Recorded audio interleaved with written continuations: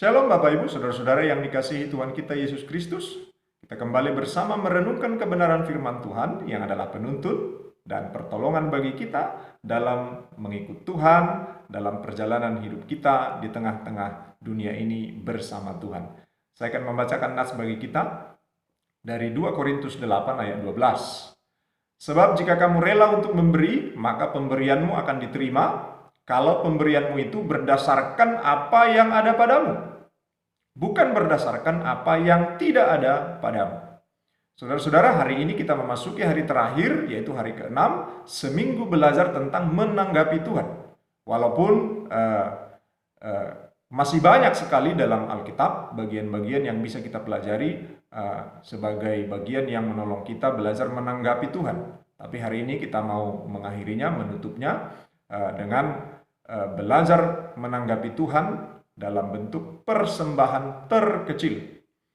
Saudara-saudara, apa yang kita pelajari dalam seminggu belajar tentang menanggapi Tuhan adalah pelajaran tentang mempersembahkan seluruh hidup kepada Tuhan sebagai tanggapan atau respon kita atas anugerah keselamatan dan atas segala karunia pemberian Tuhan dalam hidup kita.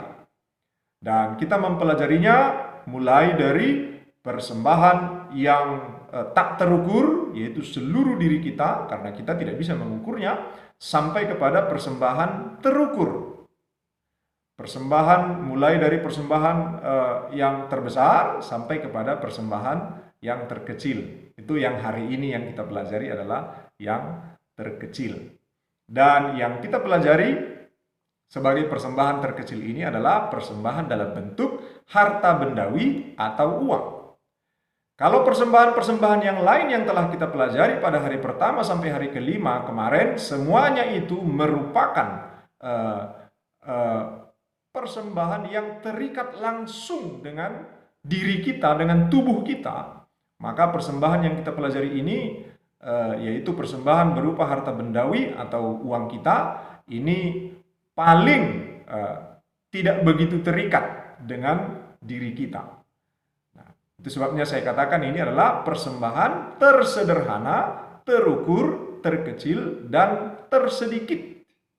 Tersederhana karena mempersembahkan harta bendawi atau uang kita itu tidak serumit mempersembahkan seluruh tubuh, tidak serumit mempersembahkan kelakuan atau tindakan kita, tidak serumit mempersembahkan ibadah, tidak serumit mempersembahkan pujian penyembahan, dan tidak serumit mempersembahkan kebaikan kepada sesama. Terukur karena kuantitas atau jumlahnya bisa kita ukur dengan satuan tertentu.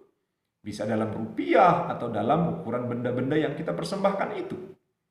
Tersedikit atau terkecil karena persembahan yang ini, yaitu berupa harta bendawi dan uang ini adalah bagian terkecil atau bagian yang tersedikit dari keseluruhan diri kita, dari keseluruhan hidup kita. Jadi jangan kita anggap itu bagian terbesarnya. Diri kita lah bagian yang terbesarnya, bukan yang kita miliki.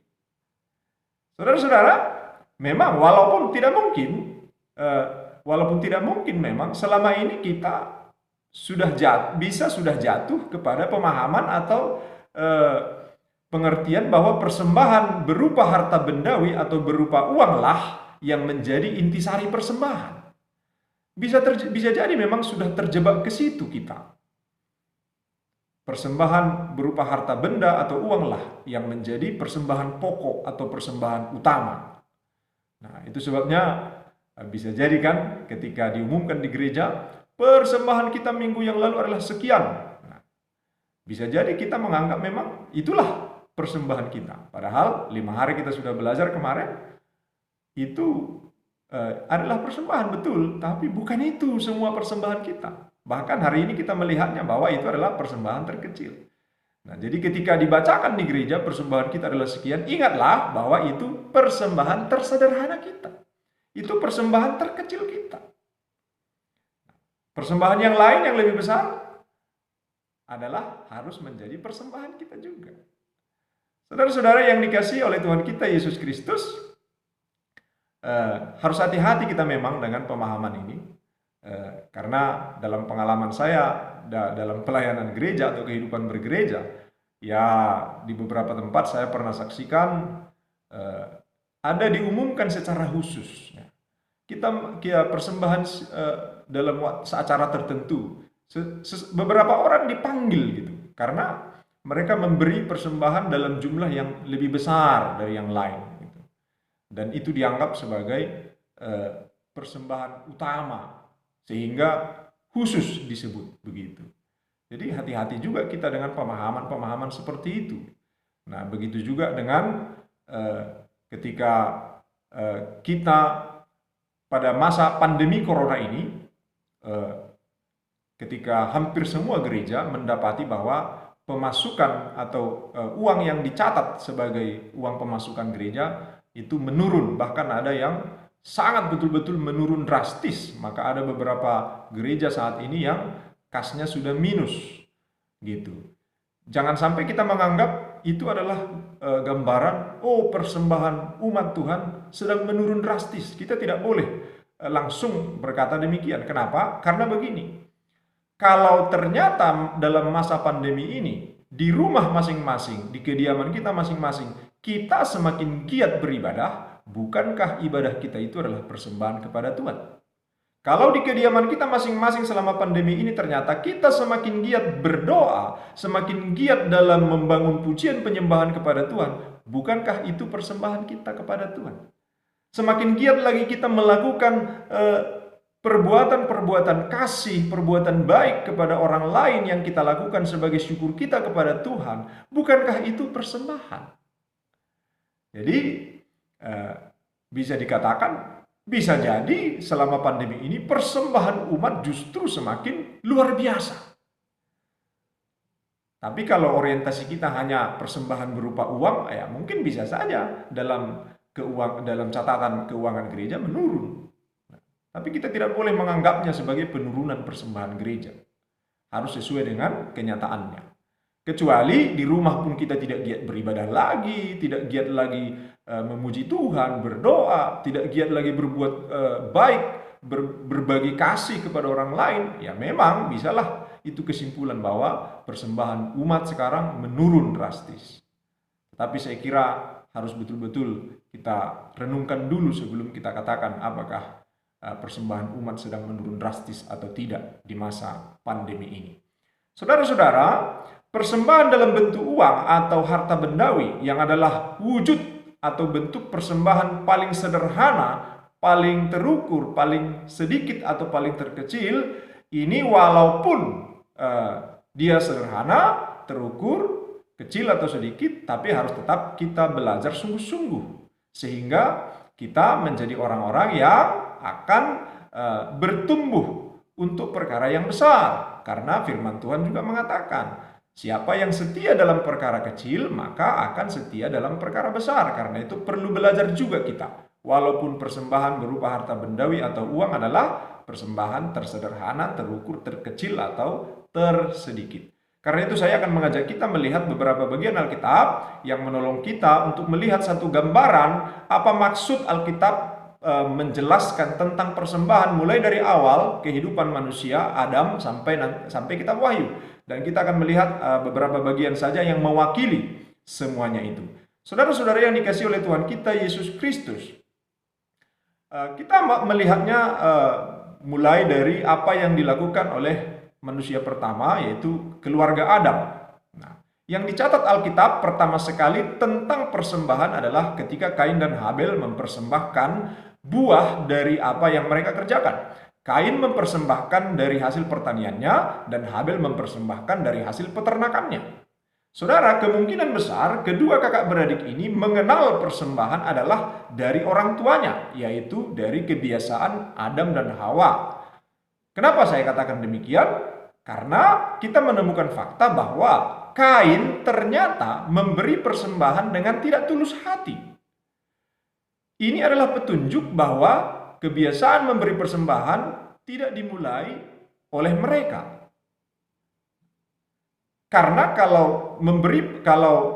ketika dia memberi persembahan itu lahir dari hatinya, tentu tidak akan begitu dia, tentu akan tulus dia memberikannya. Tapi kenapa dia tidak tulus? Itu adalah petunjuk bahwa itu adalah satu kebiasaan di tengah-tengah keluarga mereka.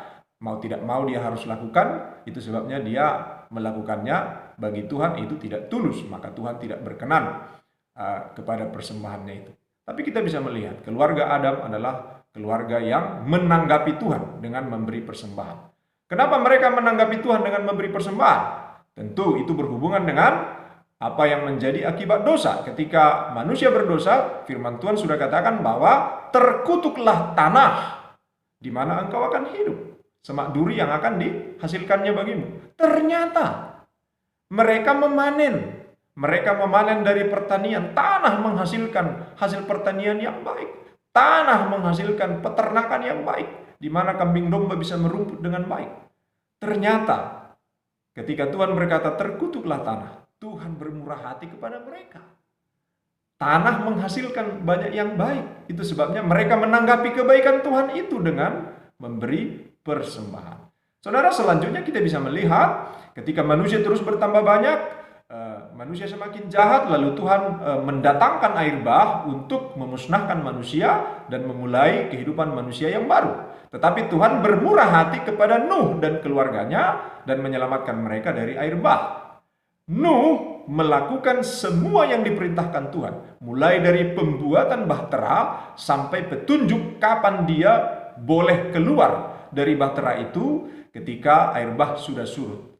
Semua petunjuk Tuhan dilakukannya. Tapi ada satu hal yang walaupun Tuhan tidak beri petunjuk, Tuhan tidak beri perintah, tetapi Nuh melakukannya. Apakah itu? Yaitu ketika Nuh bersama keluarganya mendirikan mezbah dan mempersembahkan persembahan kepada Tuhan. Walaupun Tuhan tidak perintahkan, Nuh sebagai tanggapannya atas keselamatan yang Tuhan berikan kepadanya dan keluarganya, dia memberi persembahan dan Tuhan berkenan atas itu. Kejadian 8 ayat 15 sampai 21, saudara bisa melihatnya nanti.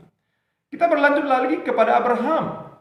Ketika dalam satu bagian kehidupannya, dalam pertolongan Tuhan, oleh pertolongan Tuhan, dia mengalahkan raja-raja di timur, yaitu Raja Kedorlaomer dengan beberapa raja bangsa yang bersekutu dengannya, yang selama 14 tahun menjajah menguasai Sodom dan Gomora, di mana Lot, keponakan Abraham, berdiam.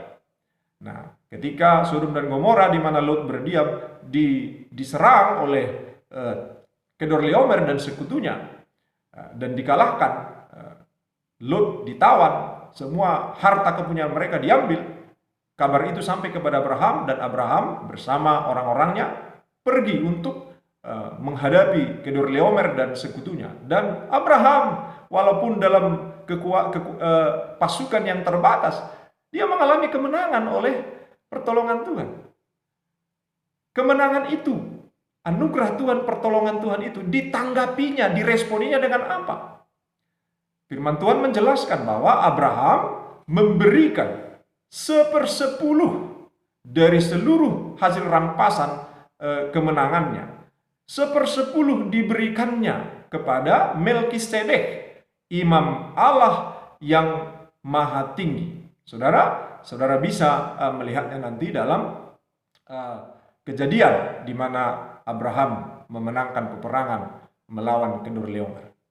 Tanggapannya atas pertolongan Tuhan, dia memberi 1/10, bertumbuh bukan dari persembahan Adam, anak-anaknya, Nuh sampai ke Abraham, bertumbuh jadi 10% dia memberikannya. Saudara, selanjutnya dalam perjalanan bangsa Israel keluar dari tanah Mesir sampai ke tanah Kanaan, bahkan sampai pada masa Maleaki, kitab terakhir perjanjian lama, kita bisa melihat mereka memberi persembahan-persembahan yang banyak rupanya, banyak jenisnya, banyak ragamnya, dan ada aturan-aturan bakunya, yaitu ketika mereka hidup di bawah naungan atau tuntunan hukum Taurat. Ada banyak sekali persembahan-persembahan di sana, dan itu mereka berikan kepada Tuhan. Memang kalau kita melihatnya, kita melihat seakan-akan itu adalah perintah atau permintaan Tuhan. Tetapi kita tidak boleh langsung mengartikannya demikian. Karena apa? Karena ketika Tuhan membawa orang Israel keluar dari Mesir dan sepanjang perjalanannya sampai pada masa zaman Maleaki, kita tidak boleh lupa bahwa pembebasan Israel oleh Tuhan itu adalah karena Tuhan mengingat perjanjiannya kepada Abraham, Ishak dan Yakub. Artinya, walaupun secara eksplisit kita melihat secara tertulis dalam kalimat di Alkitab, Tuhan seolah meminta persembahan kepada mereka dengan memerintahkan mereka untuk memberi persembahan, ini persembahan itu. Kita tidak boleh melihatnya sebagai tuntutan Tuhan, tapi Tuhan sedang mengingatkan mereka bagaimana nenek moyang mereka, Abraham, Ishak dan Yakub, hidup sebagai orang-orang yang baik menanggapi Tuhan, termasuk dalam persembahan mereka. Saudara-saudara, selanjutnya kalau kita melaju ke perjanjian baru, di sana kita bisa melihat bahwa Tuhan Yesus memberi pengajaran tentang persembahan, yaitu melalui persembahan seorang janda yang dijelaskan dalam Markus 12 ayat 41 sampai 44, di mana janda itu hanya memberikan dua peser, tapi Yesus katakan dibandingkan dengan banyak orang-orang kaya yang memberikan dalam jumlah besar, maka sesungguhnya pemberian janda inilah yang paling besar. Kenapa? Karena janda itu memberikan 100% dari seluruh miliknya. Sementara orang-orang lain, orang-orang kaya itu hanya memberi sekian persen dari apa yang dia miliki. Janda itu memberikan seluruhnya uangnya. Orang kaya itu, orang lain tidak. Masih memberikan beberapa bagian. Itu sebabnya persembahan janda itu adalah yang terbesar. Itu Yesus yang katakan. Saudara, dan hal yang sama mirip kita bisa lihat dalam apa yang dilakukan oleh orang-orang percaya di wilayah Makedonia. Dalam 2 Korintus 8 ayat 1 sampai 3 di sana kita bisa melihat bahwa walaupun mereka dalam kesusahan, mereka memberi persembahan bahkan melebihi dari apa yang mampu mereka berikan. Itu Paulus katakan di sana. Luar biasa sekali mereka memberi persembahan. Karena apa? Mereka sungguh menyadari anugerah kemurahan Tuhan telah menyelamatkan mereka. Anugerah keselamatan telah diberikan cuma-cuma kepada mereka. Dan mereka menanggapinya dengan mempersembahkan persembahan yang begitu luar biasa. Dan terakhir dalam kitab Wahyu kita bisa melihat di sana gambaran bagaimana orang-orang percaya yang dibangkitkan dibawa ke dalam kerajaan surga. Di sana mereka memuji Tuhan seumur hidup selama-lamanya, menyembah Tuhan, mengagungkan Tuhan. Itu adalah persembahan yang utuh, yang menyeluruh dari kita orang-orang percaya kepada Tuhan. Saudara, hal ini tentu menolong kita untuk melihat persembahan yang dijelaskan firman Tuhan adalah bagaimana kita menanggapi Tuhan dengan bertumbuh dalam menanggapi atau meresponi anugerah, kemurahan, kebaikan Tuhan bagi kita. Saudara-saudara yang dikasihi Tuhan kita Yesus Kristus, kita harus mengingat bahwa seluruh apa yang dinyatakan dalam perjanjian lama atau dalam naungan hukum Taurat, termasuk tentang persembahan, itu bukanlah hukum yang sebenarnya yang menjadi pegangan kita. Karena apa yang dinyatakan dalam perjanjian lama, dalam naungan hukum Taurat itu adalah penuntun, pengantar kepada hukum yang sesungguhnya. Yaitu apa? Hukum kasih karunia. Hukum yang menaungi kita, yaitu kasih karunia Tuhan. Dan Tuhan tidak menuntut persembahan dari kita. Bahkan tidak, Dia bukanlah Tuhan yang begitu menginginkan persembahan kita. Dalam Ibrani 10 ayat 5 dan 6 dikatakan apa? Karena itu ketika ia masuk ke dunia, ia berkata, korban dan persembahan tidak engkau kehendaki, tetapi engkau telah menyediakan tubuh bagiku. Kepada korban bakaran dan korban penghapus dosa, engkau tidak berkenan. Sebenarnya dari semula Tuhan kita adalah Tuhan yang demikian. Bukan Tuhan yang menuntut persembahan dari kita. Dalam Mazmur 40 ayat 7 itu sudah dijelaskan. Sama seperti yang dijelaskan Ibrani 10 ayat 5 dan 6 ini. Jadi harus hati-hati kita. Tidak boleh sembarangan berkata, berilah persembahan kepada Tuhan. Karena itu perintah Tuhan. Kita harus berhati-hati mengatakan begitu. Seolah-olah kita membuat Tuhan itu menginginkan persembahan kita, menuntut persembahan kita. Kalau kita sudah menganggap Tuhan seperti itu, maka rusaklah kasih karunia, anugerah, pemberian yang cuma-cuma. Saudara, itu sebabnya dalam belajar tentang persembahan dari Alkitab, kita harus melihatnya sebagaimana sebenarnya, yaitu tanggapan atau respon kita atas anugerah keselamatan, atas kebaikan Tuhan kepada kita. Demikian dengan uang atau harta benda kita. Saudara, kenapa kita mempersembahkan harta benda atau uang kepada Tuhan? Karena Tuhan memberikan harta benda dan uang kepada kita. Tuhan telah memberikannya kepada kita. Lewat pekerjaan kita, lewat hal-hal lain, Tuhan memberikannya kepada kita. Bagaimana kita menanggapinya? Mari kita menanggapinya dengan mempersembahkan harta benda atau uang kepada Tuhan.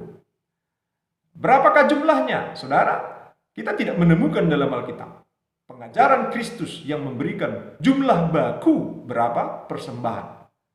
Bahkan dalam pelajaran kita tadi, kita tidak menemukan jumlah bakunya. Yang ada adalah petunjuk bahwa bagaimana kita belajar menanggapi Tuhan dalam kebertumbuhan. Terus bertumbuh, memberi persembahan kepada Tuhan. Karena apa? Bukankah kebaikan Tuhan terus bertumbuh dan bertambah dalam hidup kita? Itu sebabnya saudara-saudara, dalam nats kita tadi 2 Korintus 8 ayat 12 dikatakan, sebab jika kamu rela untuk memberi, maka pemberianmu akan diterima. Kalau pemberianmu itu berdasarkan apa yang ada padamu, bukan berdasarkan apa yang tidak ada padamu. Yang pertama, kalau memberi persembahan, haruslah dalam kerelaan. Kalau tidak rela, tidak usah memberi persembahan. Walaupun bagi saya, kita harus belajar memaksakan diri untuk rela dan rela memaksakan diri. Saudara yang dikasihi oleh Tuhan kita Yesus Kristus, itu yang pertama. Kalau tidak rela, jangan paksakan memberi persembahan. Karena hanya persembahan yang diberikan dengan kerelaan yang ada artinya bagi Tuhan, yang sampai kepada Tuhan. Walaupun saudara menyerahkan persembahan banyak-banyak ke bendahara, kalau tidak rela itu sebagai persembahan, itu tidak sampai kepada Tuhan.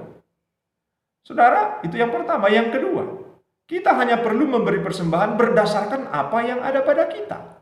Ini menuntun kita, mengajari kita untuk melihat apa saja kebaikan Tuhan, berkat-berkat yang sudah diberikan Tuhan kepada kita. Berapa banyak yang Tuhan beri kepada kita. Hanya berdasarkan itu kita memberi persembahan. Itu sebabnya harus selalu perlu merenungkan kebiasaan-kebiasaan orang Kristen saat ini dengan menjanjikan sesuatu yang belum dia punya. Tuhan, nanti aku akan berikan ini kepadamu, padahal dia belum punya. Itu bukan hal yang perlu dilakukan oleh orang percaya. Orang percaya hanya perlu melihat apa yang sudah diberikan Tuhan kepadanya dan menggumulkan, merenungkannya. Bagaimana dia menanggapi yang Tuhan telah berikan itu kepadanya. Saudara-saudara yang dikasihi oleh Tuhan kita Yesus Kristus. Karena itu, mari kita belajar setia dalam persembahan terkecil kita. Setia dalam persembahan tersederhana kita, yaitu persembahan dalam bentuk harta benda atau uang kita. Jangan memaksakan diri, tapi mari belajar melihat kebaikan-kebaikan Tuhan yang sudah Tuhan berikan kepada kita. Bagaimana kita menanggapi atau meresponinya. Apakah kebaikan Tuhan berkurang sehingga tanggapan kita berkurang kepada Tuhan? Apakah kebaikan Tuhan stagnan begitu-begitu saja sehingga dari dulu sampai sekarang persembahan kita begitu-begitu saja? Apakah pemberian kebaikan Tuhan semakin bertumbuh? Lalu bagaimana? Apakah tanggapan kita kepada Tuhan bertumbuh juga? Ini yang menjadi perenungan bagi kita. Dan jangan lupa, serahkanlah persembahan kepada di mana persembahan itu digunakan, ditata layankan dengan baik untuk hormat dan kemuliaan bagi nama Tuhan. Kiranya Tuhan menolong kita dalam memberi persembahan tersederhana, terukur, terkecil, dan tersedikit kita, dan terus bertumbuh dalam hal itu kepada Tuhan. Karena kasih kemurahan Tuhan terus bertumbuh dan bertambah dalam hidup kita. Amin. Shalom.